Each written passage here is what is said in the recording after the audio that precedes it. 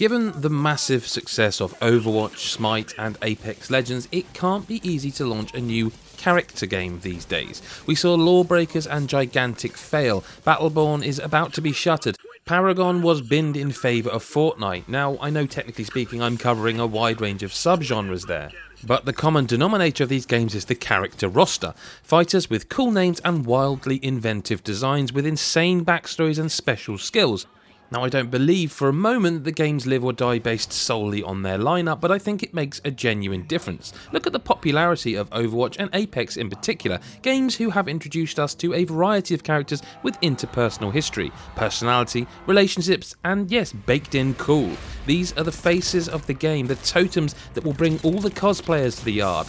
That will decide if a game is talked about and remembered, as well as simply played. This was a subject at the forefront of my mind when I jumped into Bleeding Edge on Xbox One in a recent test weekend. The character roster here is pendulous to say the least, the quality swinging from the high end of the spectrum like Demon, Nidhogger and Maeve to the low end Gizmo, Zero, Cool and Makuta, or the plain weird Kulev and Cass. The 12 characters come off almost as try-hard, making little sense in of themselves but kind of working as part of the grotesque ensemble that they create as a whole. And look, I mentioned it before and I'm going to mention it again, but the thing about Overwatch is that the characters have a purpose, a reason for being diametrically opposed, a reason to fight one another, and all the glorious animated shorts flesh out these conflicts, not to mention the characters themselves having clear and developed backstories. And I didn't get an ounce of that from the Bleeding Edge beta. I just got 12 mismatched misfits that range from completely unique to creatively bankrupt, and because the first pick was purely with my eyes, it made it hard to choose a character. I didn't really want to play as any of them.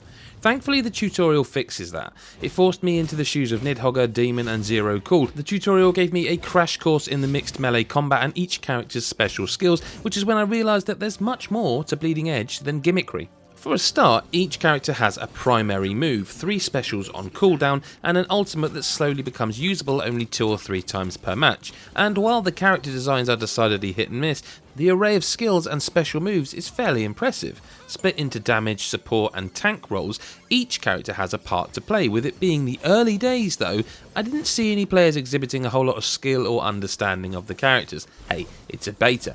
I went in with several different avatars and pretty much button mashed my way through with a very limited level of skill. I found most success with Demon, whose ability to use invisibility and fast attacks fits my preferred style, and Gizmo, whose massive cannon helped me keep the enemy at bay. I also dabbled briefly with weird chicken cyborg lady Cass, machete-wielding hombre el bastardo, and healer Kulev, who's a robotic python animating the skeletal corpse of a Slash lookalike. Honestly. But what Bleeding Edge might lack in terms of a clear visual identity, it recoups back in the gameplay. It feels smooth, responsive, fast-paced and exciting. There were 2 main modes when the beta I played, a point capture mode and an energy collection mode. Neither felt particularly fresh, but they were both exceptionally fun to play regardless. The mix of characters and skills bringing the screen to life. Mods unlocked by levelling up characters add interesting modifiers like health regen while using certain skills that could potentially add build diversity and tactical options. But if anything, I found the maps to be a little bit sterile. They don't feel like organic areas, but rather carefully designed arenas lacking in any personality. There was nothing clever to be found, nothing really stood out, although zipping around on hoverboards and hitting boost points was, a lot of fun. Overall, I've so far found Bleeding Edge beta to be a good time. Skins, hoverboards, mods and decals will provide plenty to unlock, but it needs more modes and more maps. It's heading into a genre that simply doesn't take kindly to pretenders, and while there's a lot of potential here, and Ninja Theory have undeniable pedigree, I still think Bleeding Edge needs to do a little more to stand out.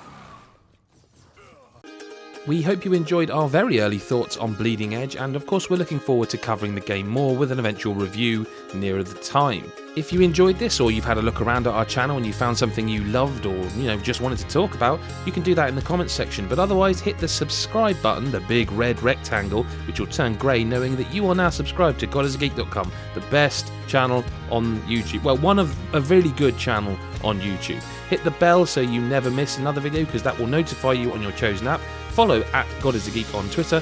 What more could you do? You will never miss a thing there. Thank you ever so much for watching, and we will see you in the next video. Bye for now.